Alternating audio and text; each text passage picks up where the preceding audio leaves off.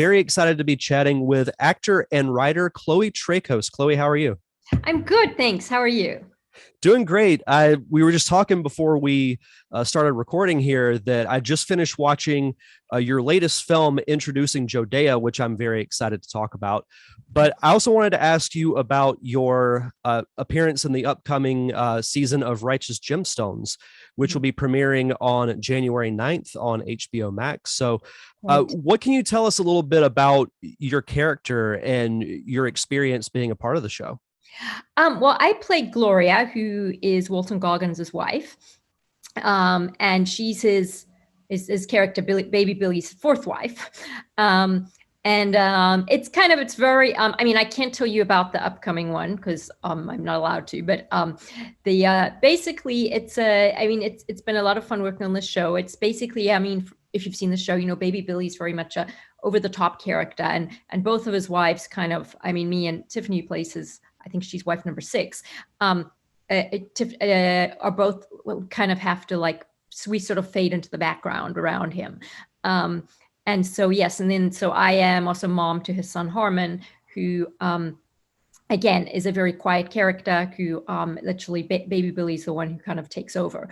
But yeah, I mean, it's a great, it was fantastic working with everyone. And it was, it's a very, very funny show. And there is some really interesting, exciting things coming up in this season. So I encourage everyone to watch it. Absolutely. And you just look at the cast list and you know that it's going to be just a fun, wacky ride to watch. So I'm really excited to watch the latest season. And what was it like working with everyone? The show's already established, with its first season.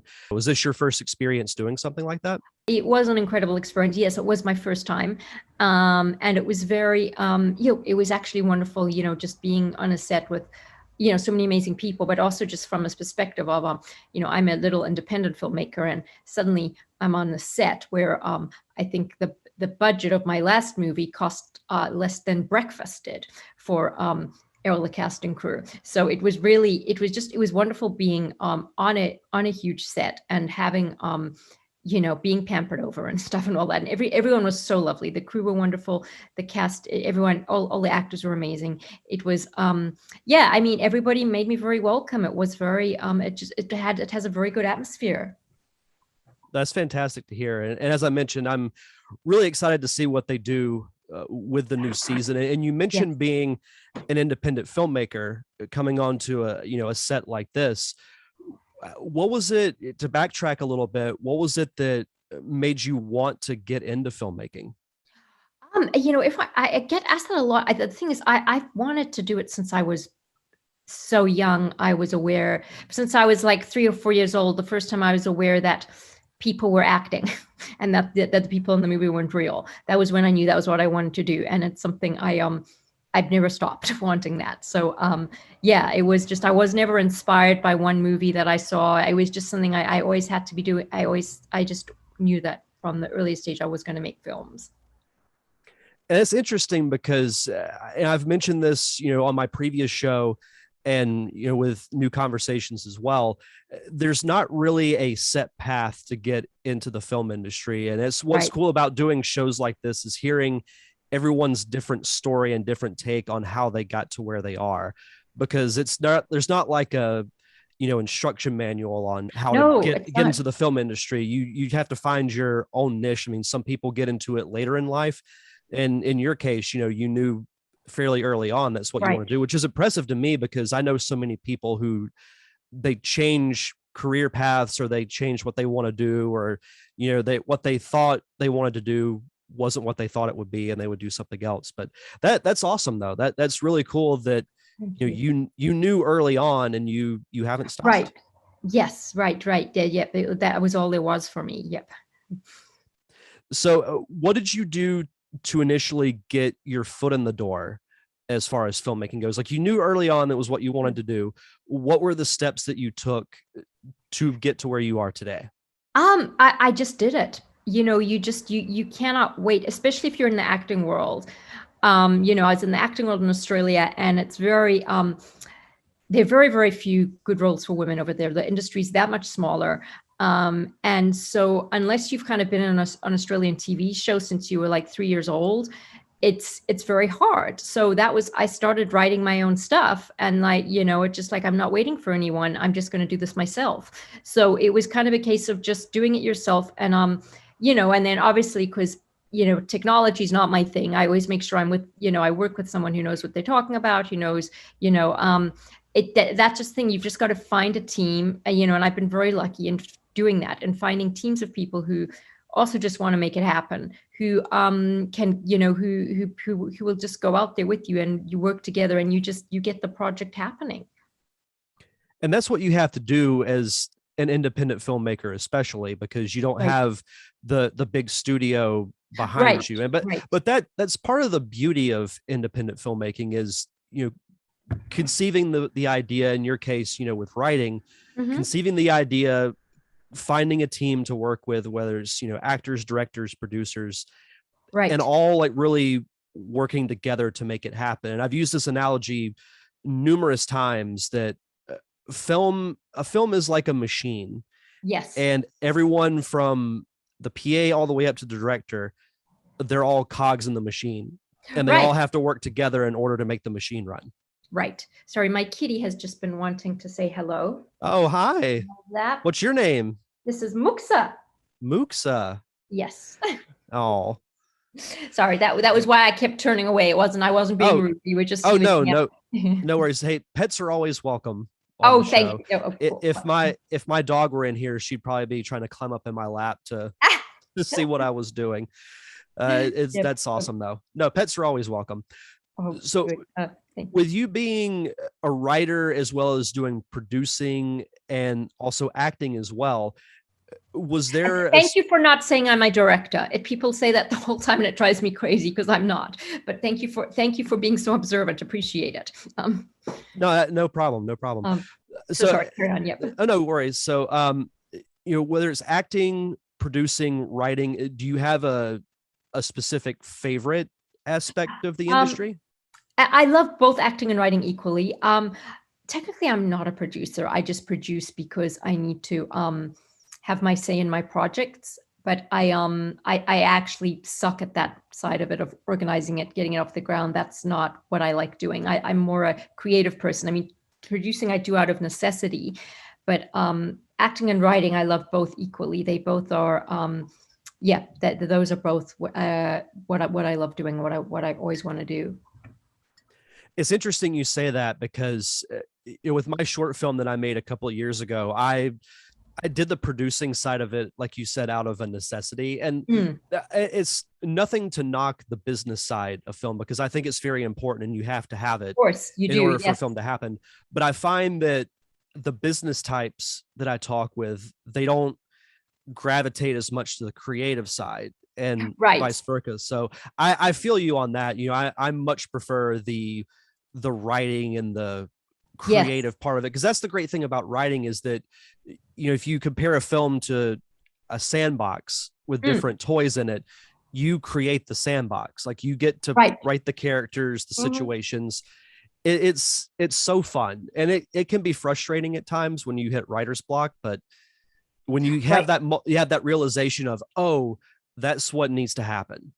Exactly. There's no other feeling like it. Exactly. Agreed. Totally. So talk to me about your latest film, Introducing Jodea. Sure. How did you come up with the idea for this? And can you talk with me about the execution from conceiving the story to the finished product? Sure. Well, I mean, I came up with the idea in 2007. I was working for a producer in Sydney, and I was running an errand for him. I was, I was kind of just like, working for free, doing what I could to learn from him. And he asked me to deliver a script to one of the top agencies there in Sydney. And I think it was a Friday afternoon. Traffic was really bad, and I couldn't find a parking spot. And I was circling the block, getting frustrated and more frustrated. And then I thought, wouldn't it be great if a world famous director walked out of the agency right now, got into his car and drove into me? And that was how the idea first came. And then a lot of it was inspired by coming to Los Angeles and seeing the huge difference here between the rich and poor, which really horrified me. It was, and that is another thing that kind of came into my mind, and I just started, all these ideas sort of came together, and so I wrote it. And then John, who directed it, was the first person I showed it to. He's a very dear friend, and he gave me a lot of the ideas from the script were his. And then I came over here. I wanted to get it made. The dream was to get it made with you know, a big name, possibly a Zach. But I just knew that wasn't going to happen, because it was like, because I'm not a name. And so people just weren't interested. And so eventually we went through 3 directors, but that was just like, good guys, but it was just, they wanted to do bigger stuff. And then it was the stage where I wasn't going to wait around until someone turned around and said to me, "You're too old to play yourself." I was not going to let that happen. And so the only solution seemed to be to slash the budget, do it on a low budget. And then I got in touch with John, who, this project was part of him too. He's directed other films with me, and he's a very close friend, and I knew he could do it justice. And so, yeah, we got him sponsored. I sponsored him for a work visa, which he got right away, which I was not expecting. And and he came out from Australia and directed it. So yeah, that was it in a nutshell. It was a long journey, but it was one I'm happy to say that we did achieve it. There were times when I thought, I'm never going to get this movie made.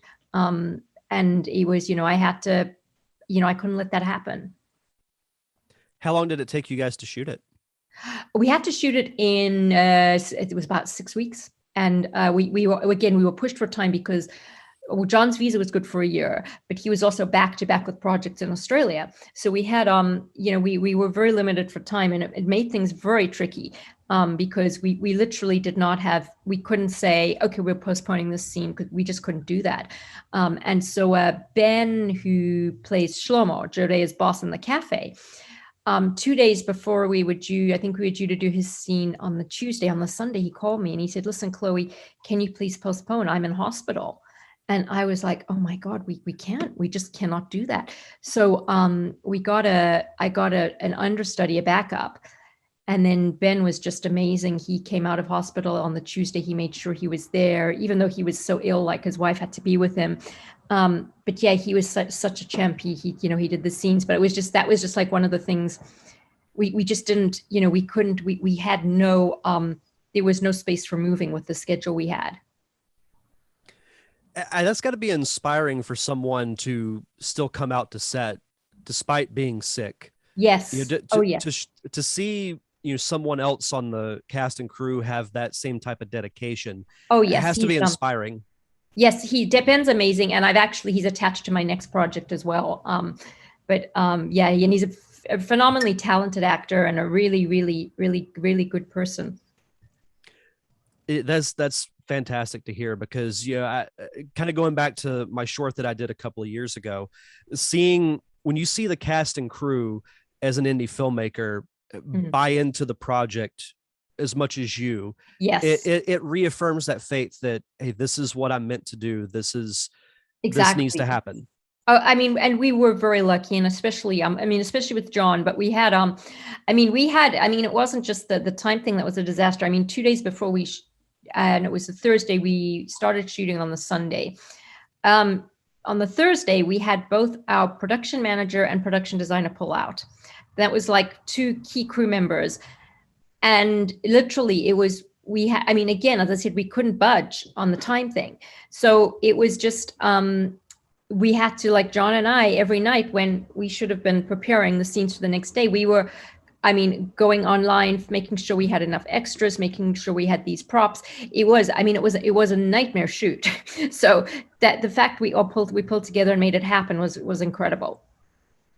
No, absolutely.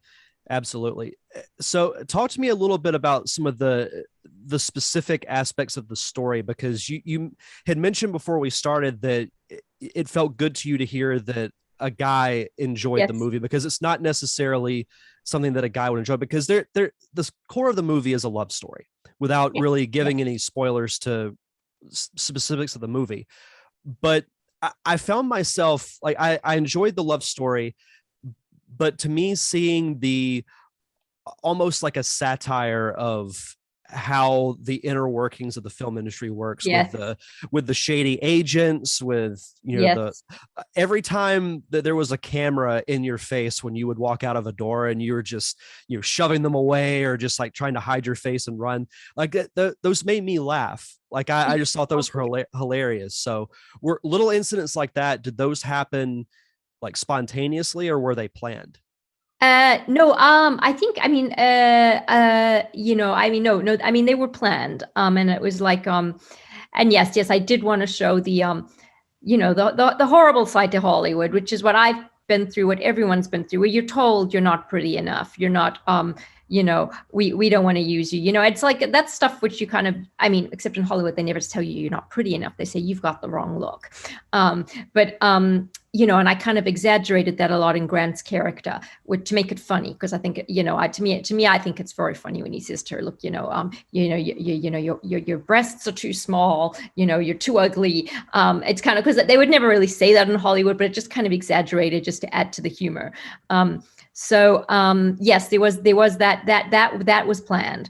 And it was just, I mean, it's meant to be a parody. It's meant to be making fun of, and I think the one line I like is when Grant says to Zach, "Well, you don't make movies with people who are talented. You make, you cast movies with people who can sell the film," which is so Hollywood. It just, they don't, So yeah, no, I totally planned that part of it. Yep.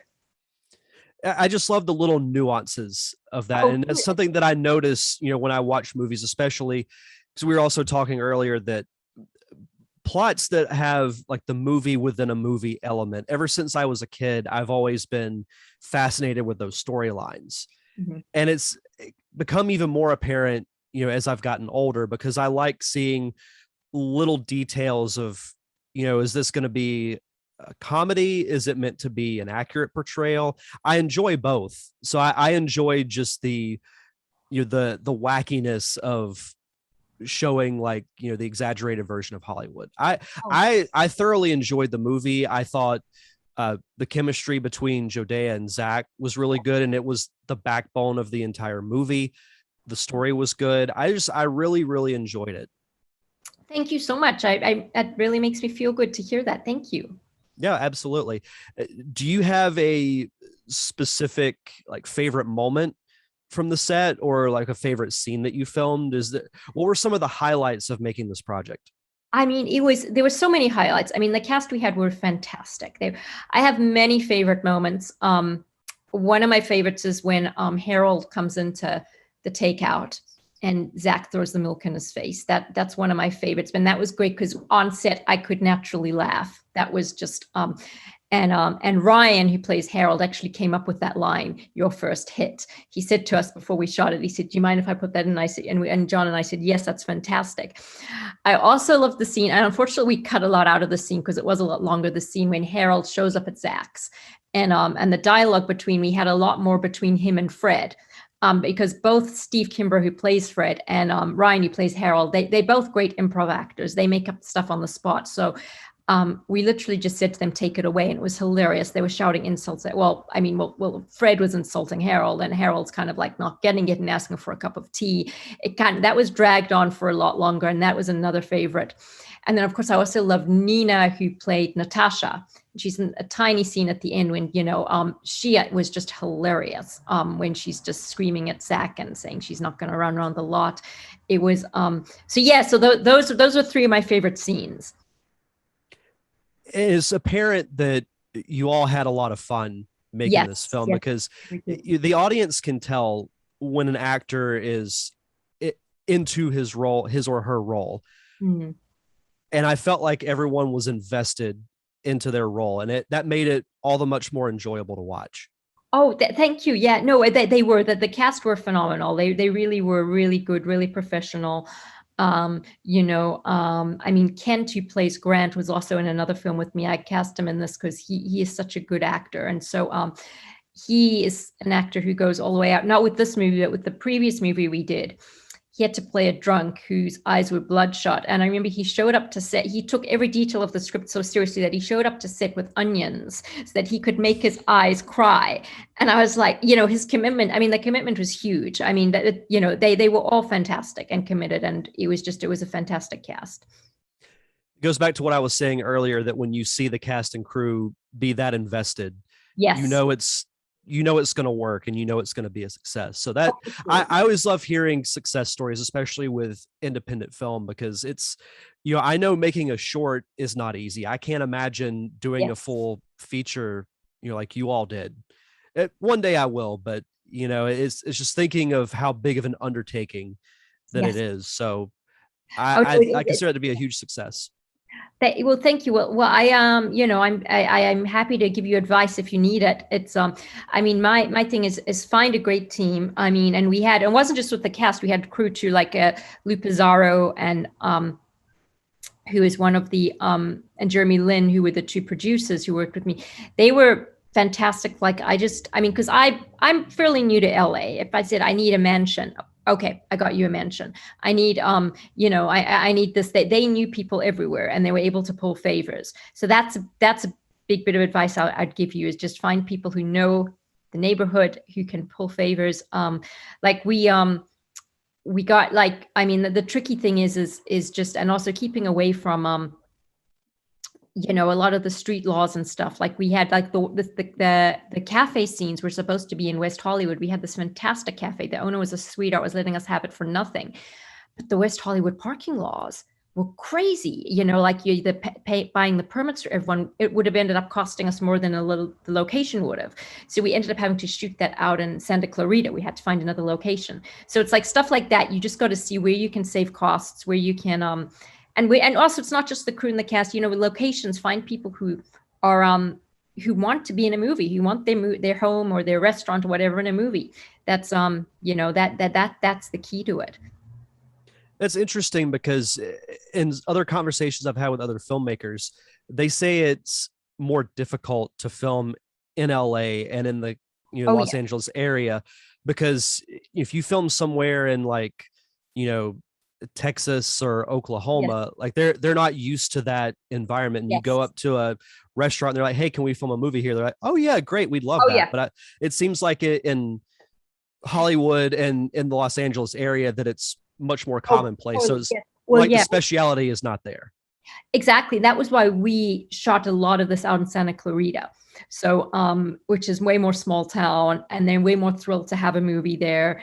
So, Hollywood is just that they're so used to big movies that when you say movie, they're expecting, like, you know, the next Eternals movie or the next big Marvel movie, and they see millions of dollars, and it's kind of like, well, we're actually a little independent, and we can give you a few $100s for your location, and then you just see their face fall. It's just, so it's, it's, I totally agree with you. Definitely, LA itself, not good, but around LA, you know, that's Santa Clarita. And then my previous movie we shot out in Lancaster, that's where you've got to go. You got to go to people who want the excitement of a movie. Absolutely. I couldn't agree more. But as we start to wrap up here, do you have any other projects coming up? We mentioned Righteous Gemstones at the top of the show. Do you have anything planned after that? Like, are you writing another movie? I have a couple. I don't really talk about them too much before they happen, because I'm kind of superstitious like that.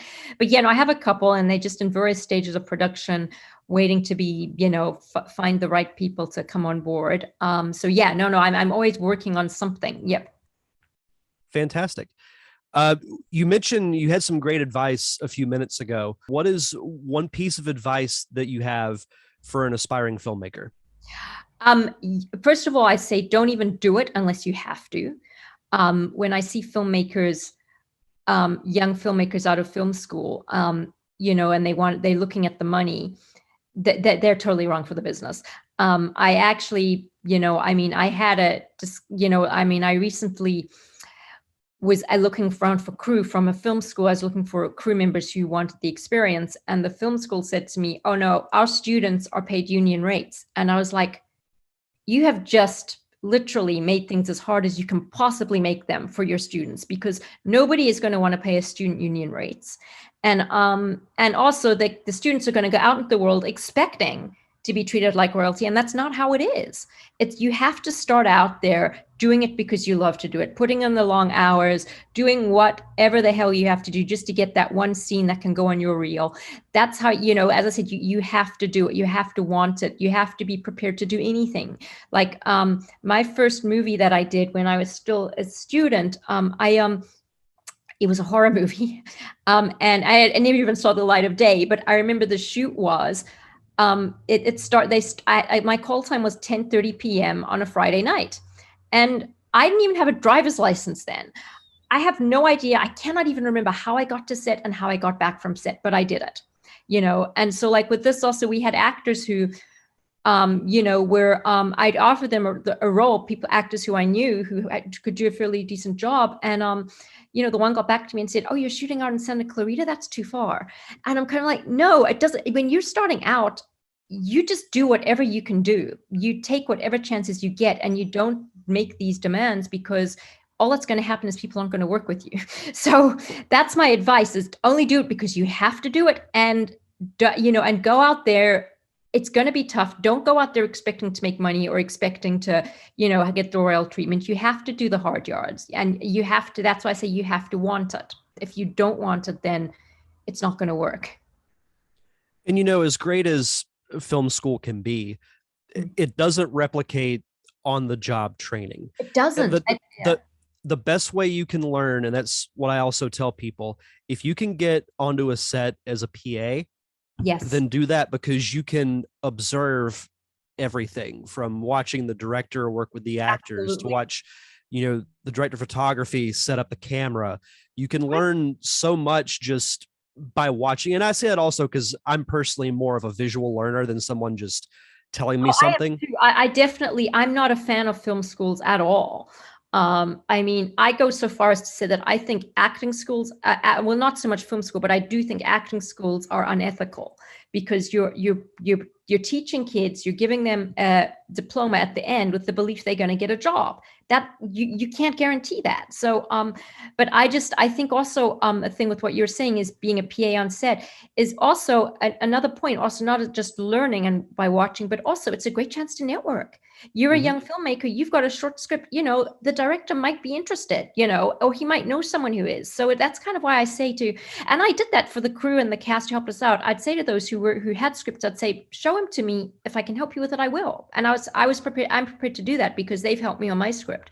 So it's kind of, so I think people who turn up their noses at the you know, at gigs when they're like just out of film school, they're silly. It's really, it's not a smart thing to do. You have to literally, you have to go out there. You have to go out there and you have to do it. Couldn't agree more. Yeah. 100%. And really all it takes sometimes is if you have a crew of 5 or 15, right. If you're a PA, all you have to do is impress one. Right. Exactly. And then who knows what will happen from there. Exactly. So true. Wrapping up with this, because I'm always curious about, you know, filmmakers who, you know, you mentioned you were a fan of film early on. Yes. What's your all-time favorite movie? My Fair Lady, which you can probably see the inspiration in this movie. Yep. If you know the film, I know a lot of guys, my husband still hasn't watched it. It's my all-time favorite movie and he refuses to watch it. But I think it's the best movie ever made.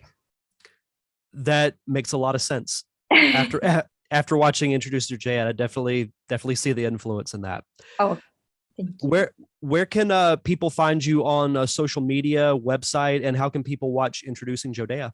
Sure. My social media Instagram is Chloe Traicos Official, and Introducing Jodea is out on iTunes, Amazon, Google Play. I mean, if you just put into a search engine, it will come up. But iTunes and Amazon are the two main ones I can think of. We're coming out on Netflix and Hulu in February. But for now, iTunes, Amazon, Google Play. There are a whole lot of others. I just can't. I've got the whole list. But just if you put into a search engine, and iTunes and Amazon, the two main ones, you'll find it. Fantastic. Well, Chloe, thank you so much for taking the time to chat with me. This was great. No, thank you so much.